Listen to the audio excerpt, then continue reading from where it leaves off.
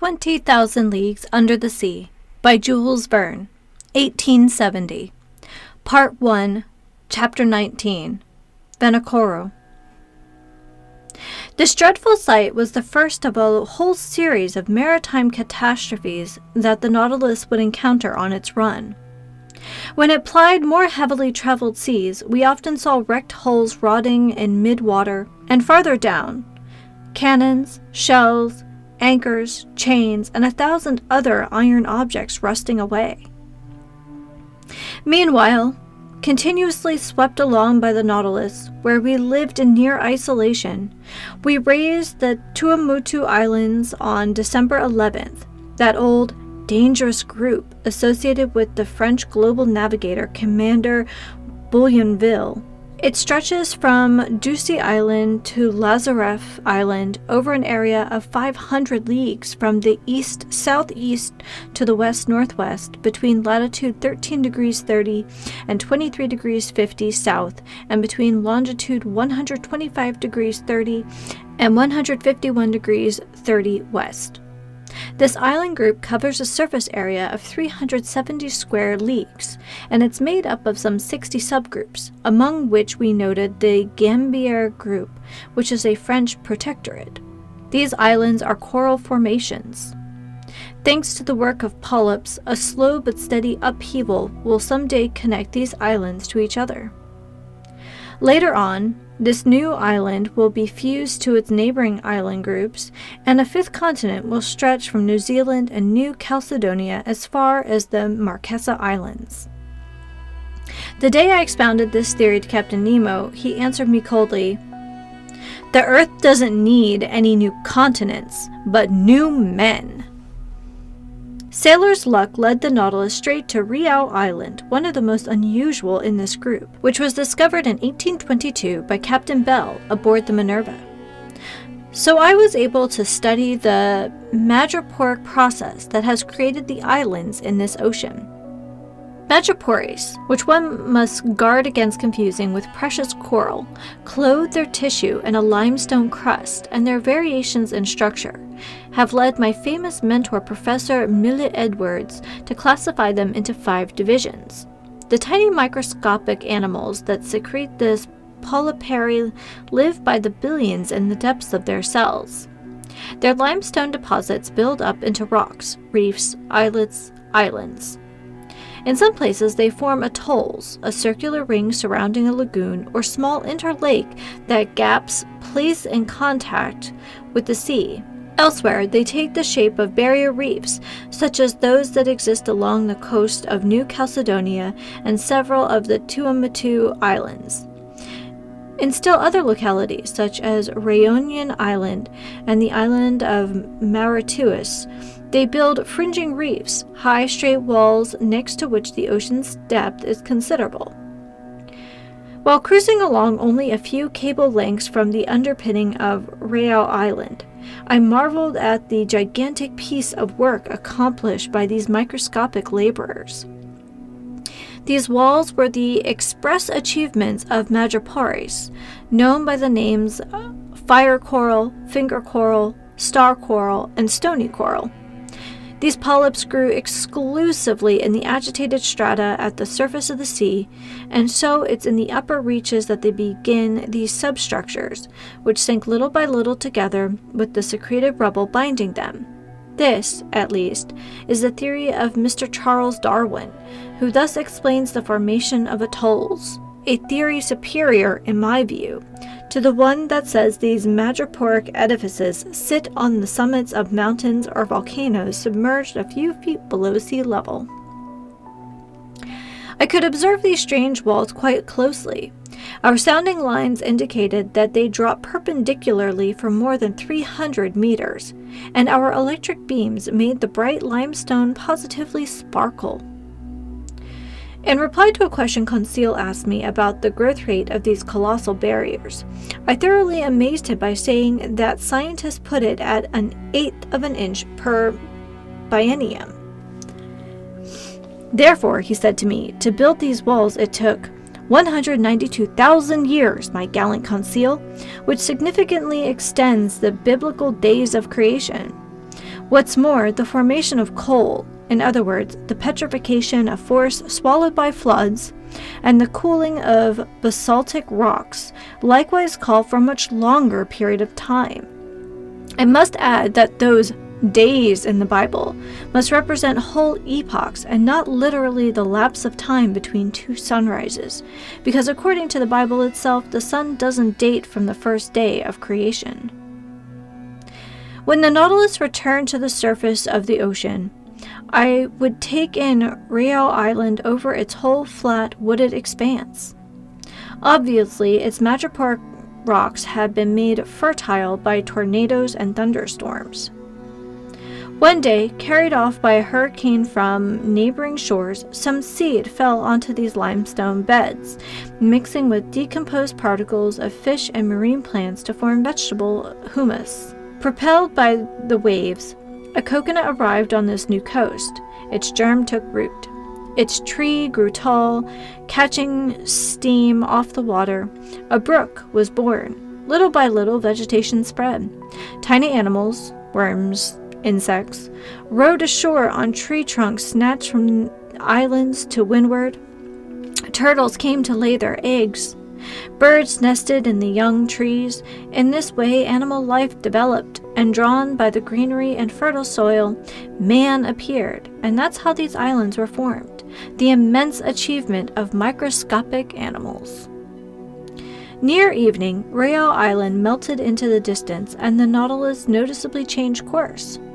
After touching the Tropic of Capricorn at longitude 135 degrees, it headed west-northwest, going back up the whole intertropical zone. Although the summer sun lavished its rays on us, we never suffered from the heat, because 30 or 40 meters underwater, the temperature didn't go over 10 to 12 degrees centigrade. By December 15th, we had left the alluring Society Islands in the west, likewise elegant Tahiti, Queen of the Pacific. In the morning, I spotted this island's lofty summits a few miles to leeward. Its water supplied excellent fish for the tables on board. Mackerel, bonito, albacore, and a few varieties of that sea serpent named the moray eel. The Nautilus had cleared 8,100 miles. We logged 9,720 miles when we passed between the Tonga Islands, where crews from the Argo Port-au-Prince, Duke of Portland, had perished, and the island group of Samoa, scene of the slaying of Captain de Langle, friend of that long-lost navigator, the Count de la Perouse. Then we raised the Fiji Islands, where savages slaughtered sailors from the Union, as well as Captain Bureau, commander of the Darling Josephine, out of Nantes, France. Extending over an expanse of 100 leagues north to south and over 90 leagues east to west, this island group lies between latitude 2 degrees and 6 degrees south, and between longitude 174 degrees and 179 degrees west. It consists of a number of islands, islets, and reefs, among which we noted the islands of Viti Levu, Vanua Levu, and Kadavu. It was the Dutch navigator Tasman who discovered this group in 1643. The same year, the Italian physicist Torricelli invented the barometer, and King Louis XIV ascended the French throne. I'll let the reader decide which of these deeds was more beneficial to humanity. Coming later, Captain Cook in 1774, Rear Admiral of D'André Castou in 1793, and finally Captain Dumont d'Urville in 1827, untangled the whole chaotic geography of this island group. The Nautilus drew near Walea Bay, an unlucky place for our English Captain Dillon, who was the first to shed light on the long-standing mystery surrounding the disappearance of ships under the Count de la Perouse. This bay, repeatedly dredged, furnished a huge supply of excellent oysters. As the Roman playwright Seneca recommended, we opened them right at our table, then stuffed ourselves. These mollusks belong to the species known by names as Ostrea lamellosa, whose members are quite common off Corsica. This Walea oyster bank must have been extensive, and for certain, if they hadn't been controlled by numerous natural checks, these clusters of shellfish would have ended up jam-packing the bay. since as many as 2 million eggs have been counted in a single individual. And if Mr. Ned Land did not repent of his gluttony at our oyster fest, it's because oysters are the only dish that never causes indigestion. In fact, it takes no less than 16 dozen of these headless mollusks to supply the 115 grams that satisfy one man's minimum daily requirement for nitrogen. On December 25th, the Nautilus navigated amid the island group of the New Hebrides, which the Portuguese seafarer Queiroz discovered in 1606, which Commander Bougainville explored in 1768, and to which Captain Cook gave it its current name in 1773. This group is chiefly made up of 9 large islands and forms a 120-league strip from the north-northwest to the south-southeast, lying between latitude 2 degrees and 15 degrees south, and between longitude 164 degrees and 168 degrees. At the moment our noon sights, we passed fairly close to the island of Auru, which looked to me like a mass of green woods crowded by a peak of great height. That day it was Yuletide, and it struck me that Ned Land badly missed celebrating Christmas, that genuine family holiday where Protestants are such zealots. I hadn't seen Captain Nemo for over a week, when, on the morning of the 27th, he entered the main lounge, as usual, acting as if he'd been gone for just 5 minutes. I was busy tracking the Nautilus's course on the world map. The captain approached, placed a finger over a position on the chart, and pronounced just one word: Vanikoro. This name was magic. It was the name of those islets where vessels under the Count de la Porce had miscarried. I straightened suddenly. The Nautilus is bringing us to Vanikoro? I asked. Yes, Professor, the captain replied. And I'll be able to visit those famous islands where the compass and the astrolabe came to grief? If you like, Professor. When will we reach Vanikoro? We already have, Professor. Followed by Captain Nemo, I climbed onto the platform, and from there my eyes eagerly scanned the horizon. In the northeast there emerged 2 volcanic islands of equal size, surrounded by a coral reef whose circuit measured 40 miles. We're facing the island of Vanikoro proper, to which Captain Dumont d'Urville had given the name Island of the Search. We lay right in front of the little harbor of Vana, located in longitude 16 degrees 4 south and longitude 164 degrees 32 east. Its shores seemed covered with greenery from its beaches to its summits island, crowned by Mount Capogo, which is 476 fathoms high. After clearing the outer belt of rocks via a narrow passageway, the Nautilus lay inside the breakers where the sea had a depth of 30 to 40 fathoms.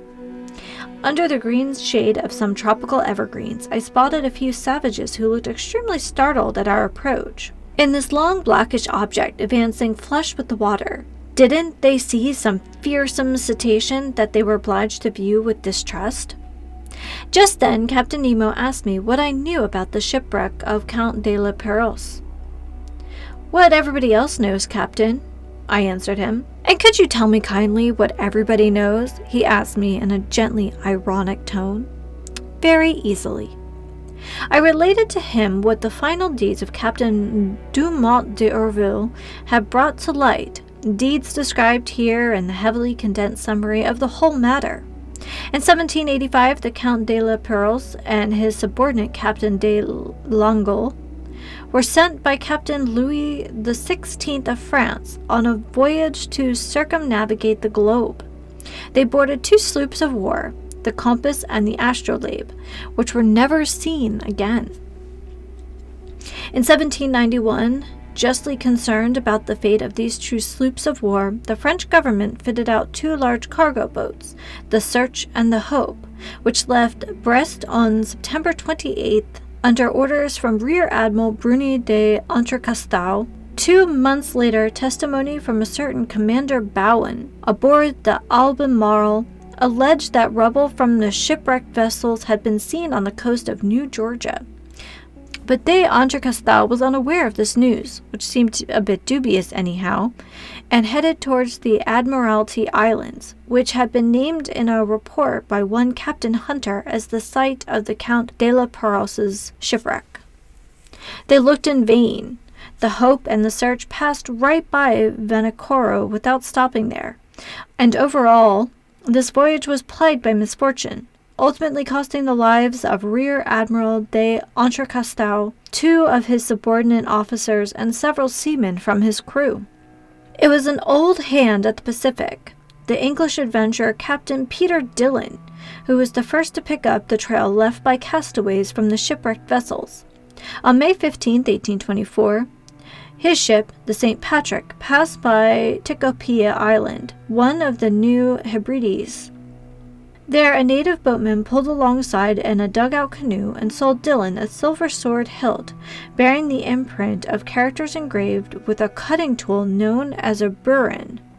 Furthermore, this native boatman claimed that during a stay in Vanikoro 6 years earlier, he had seen 2 Europeans belonging to ships that had run aground on the island's reefs many years before. Dillon guessed that the ships at issue were those under the Count de la Perros, ships whose disappearance had shaken the entire world. He tried to reach Vanikoro, where, according to the native boatman, a good deal of rubble from the shipwreck could still be found, but winds and currents prevented his doing so. Dillon returned to Calcutta. There he was able to interest the Asiatic Society and the East India Company in his discovery. A ship named after the search was placed at his disposal, and he departed on January 23, 1827, accompanied by a French deputy. This new search, after putting in several troops over the Pacific, dropped anchor before Vanikoro on July 7, 1827, in the same harbor of Vanna where the Nautilus was currently floating. There Dillon collected many relics of the shipwreck: iron utensils, anchors, eyelets from pulleys, swivel guns, an 18-pound shell, the remains of some astronomical instruments, a piece of stern rail, and a bronze bell bearing the inscription made by Bazin, the foundry mark at Brest Arsenal around 1785. There could no longer be any doubt. Finishing his investigation, Dillon stayed at the site of the casualty until the month of October. Then he left Vanikoro, headed toward New Zealand, dropped anchor at Calcutta on April 7, 1828, and returned to France, where he received a very cordial welcome from King Charles X. But just then the renowned French explorer Captain Dumont d'Urville, unaware of Dillon's activities, had already set sail to search elsewhere for the site of the shipwrecks. In essence, a whaling vessel had reported that some medals and a cross of St. Louis had been found in the hands of savages in the Louisade Islands and New Caledonia. So Captain Dumont d'Urville had put to sea in command of a vessel named after the astrolabe, and just 2 months after Dillon had left Vanikoro, Dumont d'Urville dropped anchor before Hobart. There he heard about Dillon's findings, and he further learned that a certain James Hobbs, chief officer on the Union out of Calcutta, had put to shore on an island located in latitude 8 degrees 18 south and longitude 156 degrees 30 east, and had noted the natives of those waterways making use of iron bars and red fabrics. Pretty perplexed, Dumont d'Urville didn't know if he should give credence to these reports, which had been carried in by some of the less reliable newspapers. Nevertheless, he decided to start on Dillon's trail. On February 10, 1828, the new astrolabe hove before Tikopia Island, took on a guide and interpreter in the person of a deserter who had settled there, plied a course towards Vanikoro, raised it on February 12th, sailed along its reefs until the 14th, and only on the 20th dropped anchor inside its barrier in the harbor of Vanna. On the 23rd, several officers circled the island and brought back some rubble of little importance. The natives, adopting a system of denial and evasion, refused to guide them to the site of the casualty. This rather shady conduct aroused the suspicion that the natives had mistreated the castaways, and in truth the natives seemed afraid that Dumont d'Urville had come to avenge the Count de la Perros and his unfortunate companions. But on the 26th, appeased with gifts and seeing that they didn't need to fear any reprisals, the natives led the chief officer, Mr. Jacquinot, to the site of the shipwreck. At this location, in 3 or 4 fathoms of water between Palau and the Vanna reefs, there lay some anchors, cannons, and ingots of iron and lead, all caked with limestone concretions. A launch and a whale boat from the new astrolabe were steered to this locality, and after going to exhausting lengths, their crew managed to dredge up an anchor weighing 1,800 pounds, a cast-iron 8-pounder cannon, a lead ingot, and 2 copper swivel guns. Questioning the natives, Captain Dumont d'Urville also learned that after La Pérouse's 2 ships had miscarried on the island's reefs, the Count had built a smaller craft only to go off and miscarry a second time. Where? Nobody knew.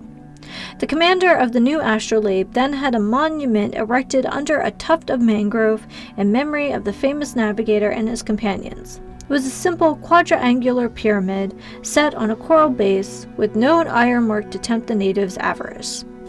Then Dumont d'Urville tried to depart, but his crews were run down from the fevers raging on these unsanitary shores, and quite ill himself, he was unable to weigh anchor until March 17th. Meanwhile, fearing that Dumont d'Urville wasn't abreast of Dillon's activities, the French government sent a sloop of war to Vanikoro. The Bayonnais, under Commander Legourant de Tromelin, who had been stationed on the American west coast, dropping anchor before Vanikoro a few months after the new astrolabe's departure. The Bayonnais didn't find any additional evidence, but verified the savages hadn't disturbed the memorial honoring the Count de la Pérouse. This is the substance of the account I gave Captain Nemo. So, he said to me, the castaways built a 3rd ship on Vanikoro Island, and to this day nobody knows where it went and perished. Nobody knows. Captain Nemo didn't reply, but signaled me to follow him to the main lounge. The Nautilus sank a few meters beneath the waves, and the panels opened. I rushed to the window and saw crust of coral, fungus coral, Siphonola coral, Alcyon coral, sea anemone from the genus Caryophylla, plus myriads of charming fish including greenfish, damselfish, sweepers, snappers, and squirrelfish. Underneath this coral covering, I detected some rubble the old dredges hadn't been able to tear free. Iron stirrups, anchors, cannons, shells, tackle from a capstan, a stem post, all objects hailing from the wrecked ships and now carpeted in moving flowers. And as I stared at this desolate wreckage, Captain Nemo told me in a solemn voice, Captain Lapierre set out on December 7th, 1785, with his ships the Compass and the Astrolabe. He dropped anchor first at Botany Bay, visited the Tonga Islands and New Caledonia, headed towards the Santa Cruz Islands, and put in at Namuka, one of the islands in the Ha'abi group. Then his ships arrived at the unknown reefs of Vanikoro. Traveling in the lead, the Compass ran afoul of breakers on the southerly coast. The Astrolabe went to its rescue and also ran aground. The first ship was destroyed almost immediately. The second, stranded to leeward, held up for some days. The natives gave the castaways a fair enough welcome. The latter took up residence on the island and built a smaller craft with rubble from the 2 larger ones. A few seamen stayed voluntarily in Vanikoro. The others, weak and ailing, set sail with the Captain de la Pérouse. They headed to the Solomon Islands, and they perished with all hands on the westerly coast of the chief island in that group, between Cape Deception and Cape Satisfaction. "And how do you know all this?" I exclaimed. "Here's what I found at the very site of the final shipwreck." Captain Nemo showed me a tin box stamped with the coat of arms of France and all corroded by salt water. He opened it and I saw a bundle of papers, yellowed but still legible. They were the actual military orders given by France's Minister of the Navy to Commander La Pérouse, with notes along the margin in the handwriting of King Louis XVI. "Ah, what a splendid death for a seaman," Captain Nemo then said.